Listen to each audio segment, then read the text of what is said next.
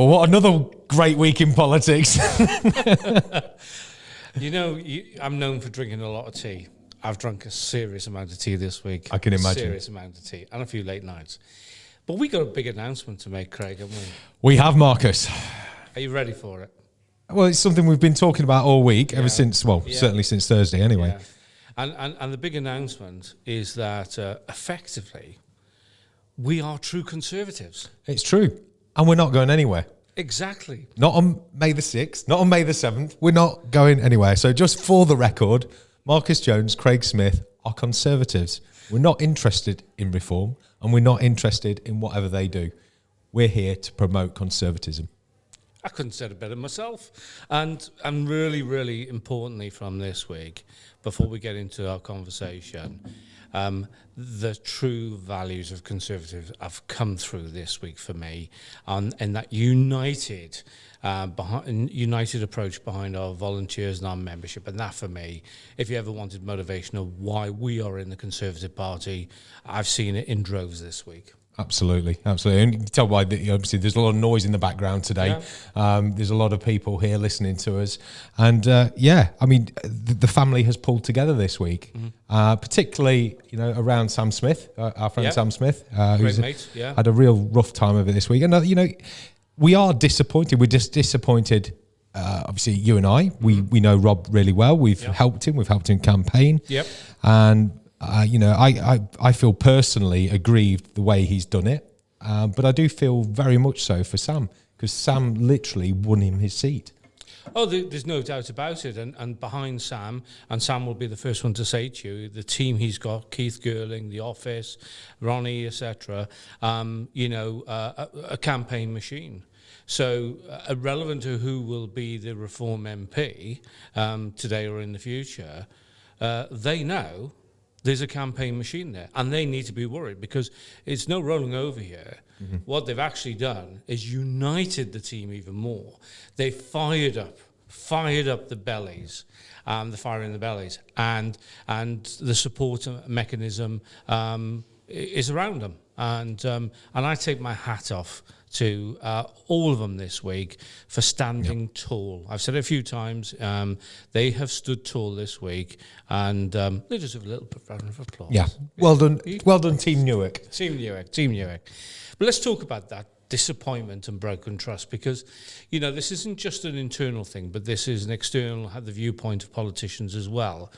And like you've just said, we've got our personal disappointment, and you mentioned earlier, this isn't about assassinating personalities, because we're not going to do what other people have done. You mentioned something about that earlier on, didn't you?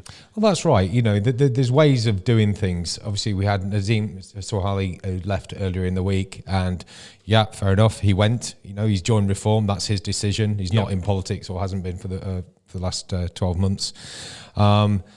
But with Robert going and the way in which he went, the plotting, the scheming, the denial, the flat-out denial on Thursday morning when he spoke to the chief whip or deputy chief whip, and he said, "No, I'm not going anywhere." And then, that comedy effect thrown together, a PR stunt that they did in the afternoon with Farage, where they all looked a little bit startled and didn't really know what they were doing. The fake hugs with Lee Anderson, who... We know what Rob thinks of him because he's told us both. Well, absolutely, and I think someone put it this week. Lee Anderson has done nothing as an MP. He's got a great gob on him, and I'm going to say that's the only way I can say it. But he's done nothing as an MP. But if we bring it back to that chaos in the afternoon, I think at one time Nigel thought that Robert wasn't even going to come out when he came out. I think he must have been in the toilet, panicking. My good lady, as you know, she's not into politics. She doesn't like politics. But I've got to tell you this, 2 minutes to 11, she rang me and she told me about it. And she said, get on the news. Of course, our phones went a bit live. But, she said to me that evening that she said, even she felt disappointment. Mm-hmm. And she, like your good lady, they support us. But she felt that disappointment because she recognises the effort we've all put into the only MP we had in Nottinghamshire at the time, but the support for the East Midlands, and why we were doing it, because it was generally done for the conservative values. Correct. And you've just hit the nail on the head there. You know, this is the wider family. My wife, your partner are not involved in politics in any way. Yeah. They stay out of it, and that's great because you don't want it at home as well. But they do support us, and they give up a lot so you and I can do what we can do. Yeah. And we've given up a lot, particularly over the last 18 months, supporting Robert in what he does, because we genuinely felt, he's a good guy that was there to represent the Conservative Party. Okay, we knew he wanted to be leader, and we both supported him through his leadership bid. But as we've said on many, many occasions now, Kemi has come into her own, and Robert should have accepted that, realised that, he's not going to be leader, and he should have been her big support. He should have been her number one and backed up his leader, our leader, because you've got to have that loyalty to a leader. If everybody's vying for that top spot all the time, you just end up with what we had in the last government, which was just absolute anarchy, and it became all about the parliamentarians and not about the people that elected them there. And that comes back to, some of the comments we made earlier. And we always have notes in front of us because, we want to make sure we get all of our thought processes across. And we were talking about the campaigning, the defending of those individuals. But with also, when we go campaigning and we're defending not just the MP, but we're defending the Conservative values, those MPs have also campaigned and defended the Conservative values. And I always find it very, very difficult in life, and I call it that moral compass. You can't change overnight. It's just impossible. Yep. Now, I'm sorry, but I've said it before, and I mentioned in a previous podcast.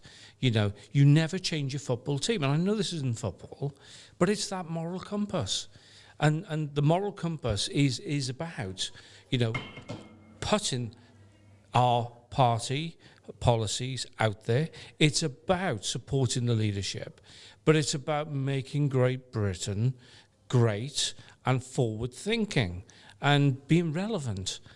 It's not about, I suppose, someone thinking of their career. Well, I think this is what the issue is, and my issue personally with reform.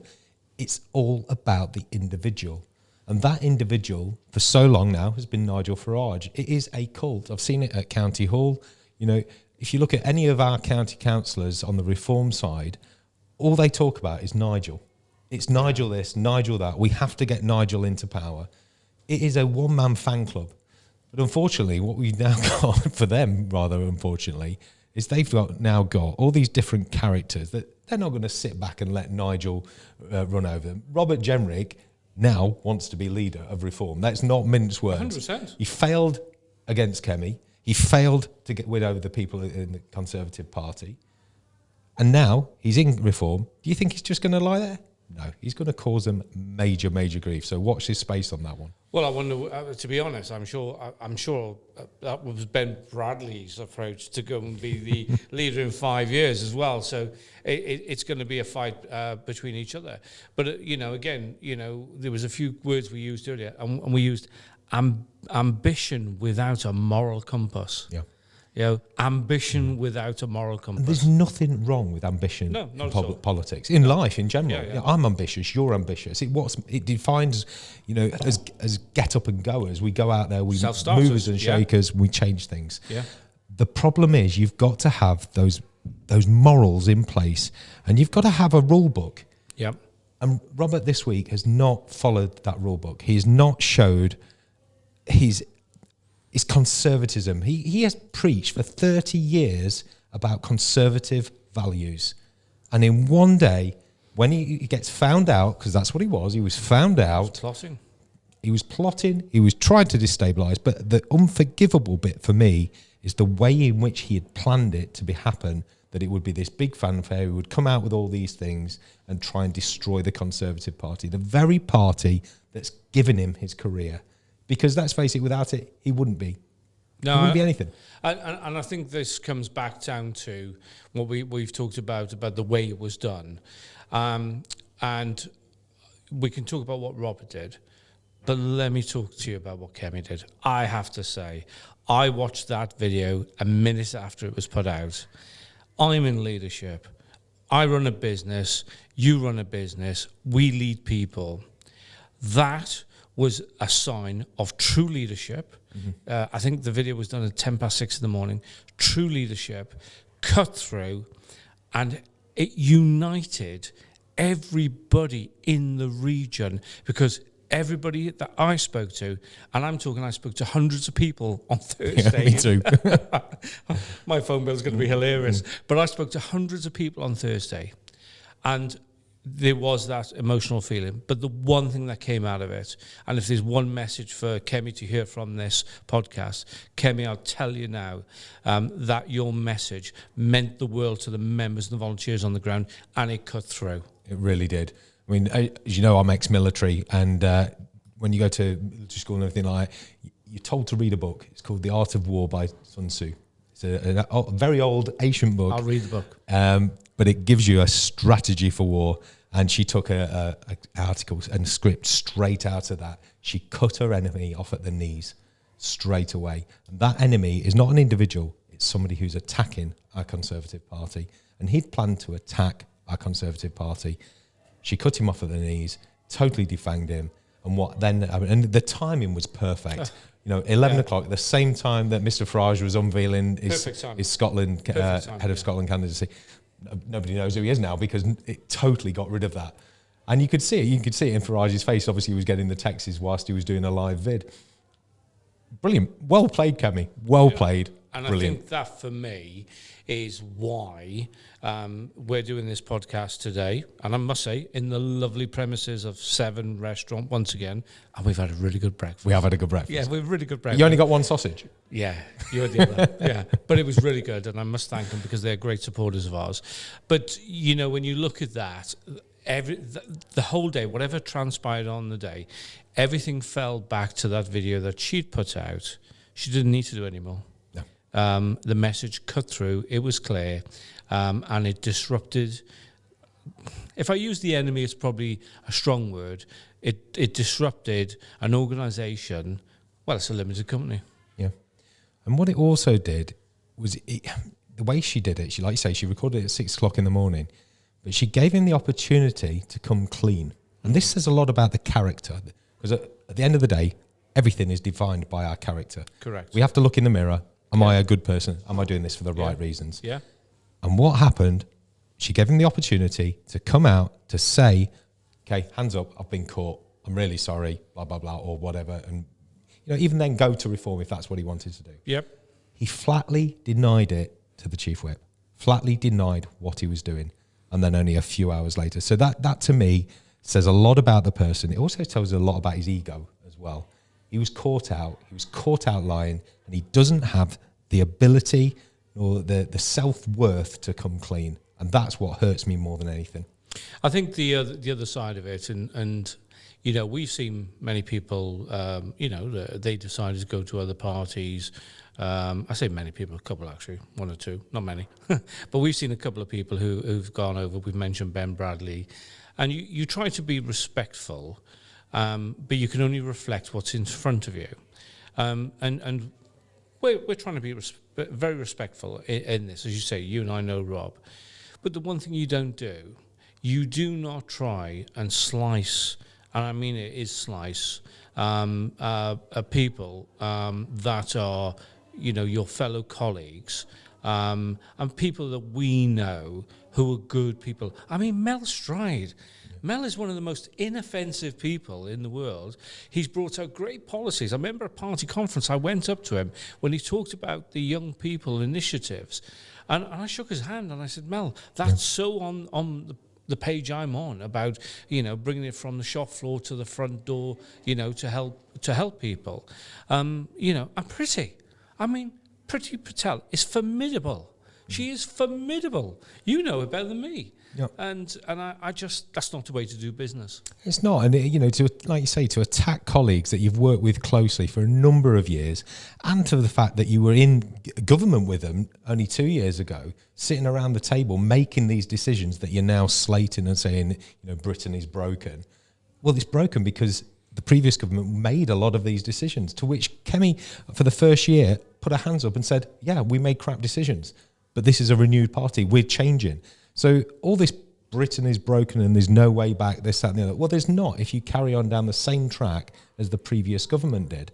But Kemi said from day one of her leadership that that was not going to be the case. We were going to be a renewed party with renewed values, conservative values. And I don't think that any parliamentarian, anybody that's sitting in Westminster right now wearing a conservative rosette, cannot in all good conscience say that we are not a conservative party now, because we absolutely are. We're back to where we were 20, 30 years ago, and we're only going to get better. Just had a picture come into my mind. Kemi, a conference, that speech, the people in the room, because we were sitting in the back of the room, watching the room, and you could feel the energy. Yesterday, went up another, or the day before, went up another level. And I turned around and said, 5 points on her rating. I've probably underestimated that, if I'm honest. I think it's probably 10 points.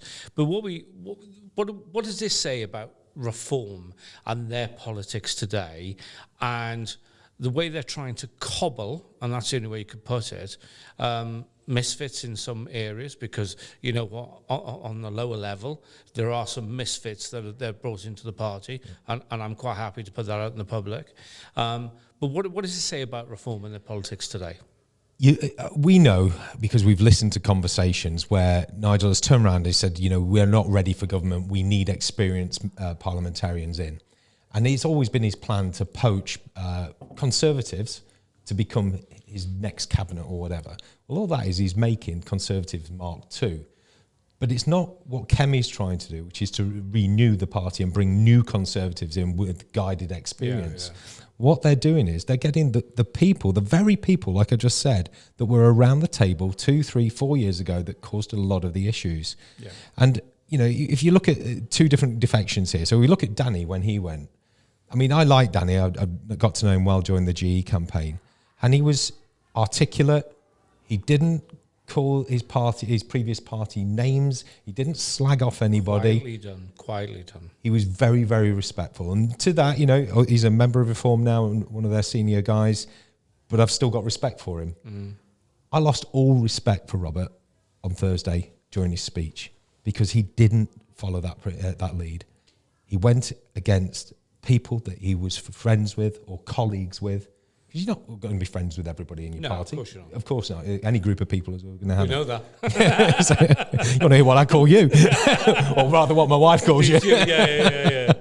But no, it's true, and you know, there's such a contrast between Robert's defection speech and Danny's defection speech, and it's not done him any favours. It really hasn't. But like you say, Reform and the way that they're going now, they just seem to be wanting to cling on to the past. They've got no clear policy. They've got nothing really about them other than making people angry. Their whole game plan is to make the public feel angry, feed on that anger so that they get in. We know things aren't right, but we're also long enough in the tooth to know that you're not going to make things right by promising everything that you can't deliver.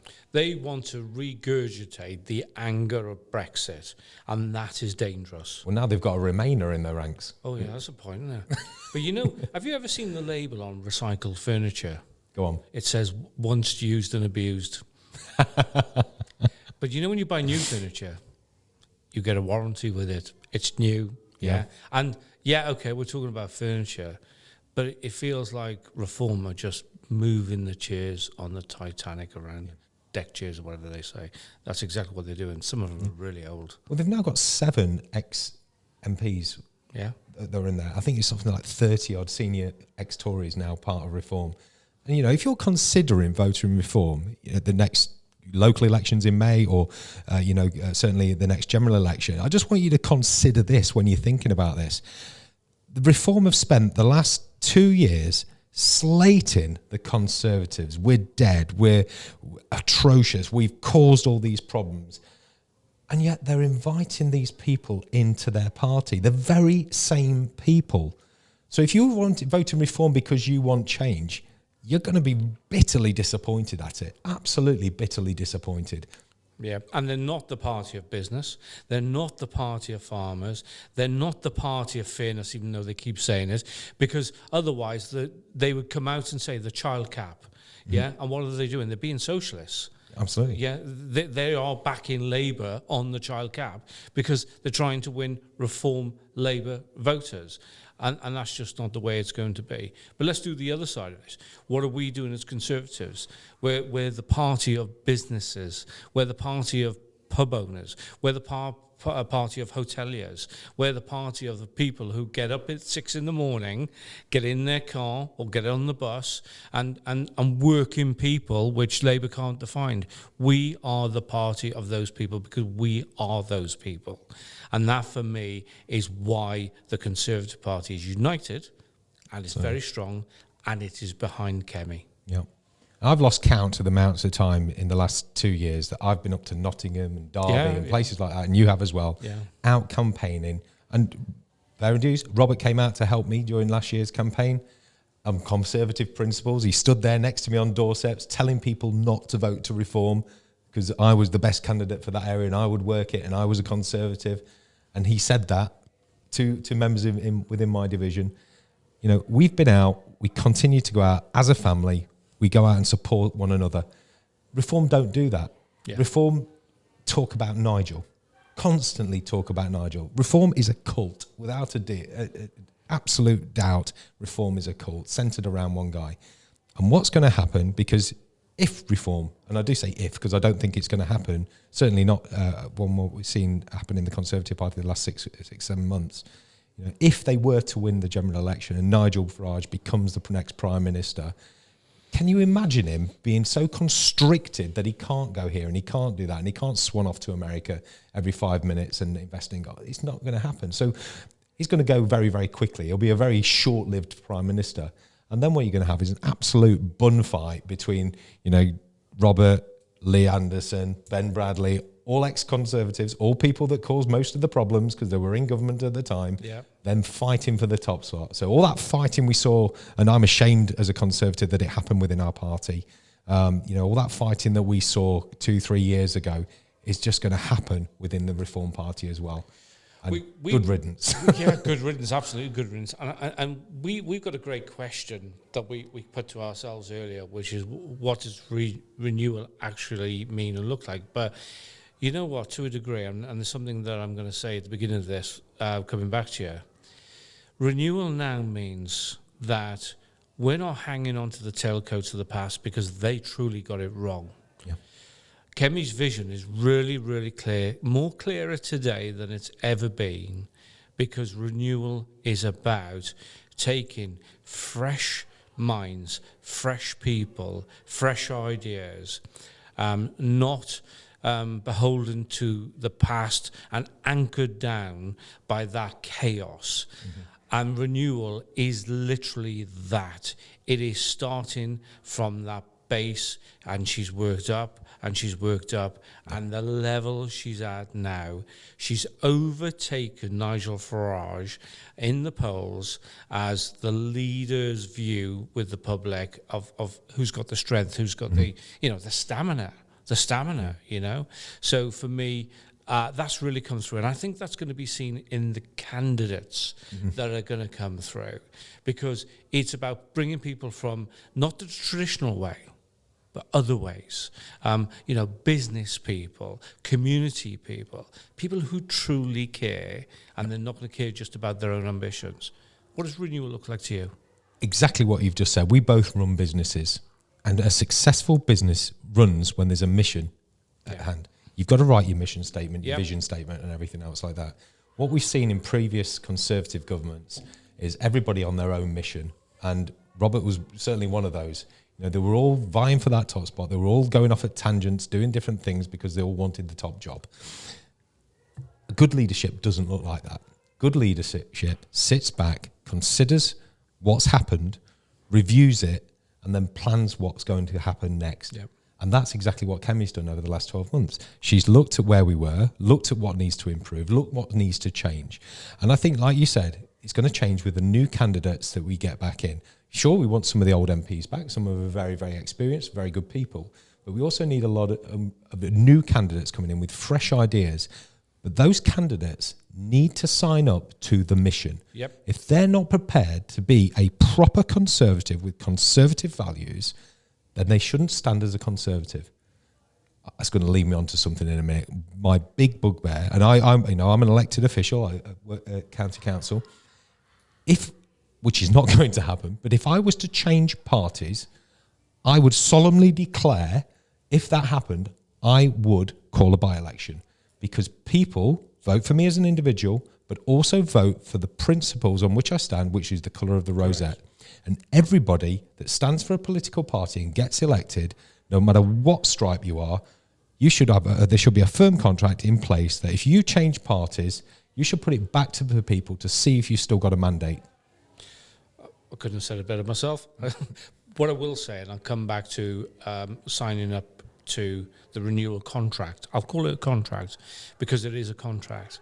And that contract is signing up to that mission statement, as you rightly said. But that contract is not just a contract with the party. It is a contract with the constituencies. It is a contract with the country. Mm-hmm.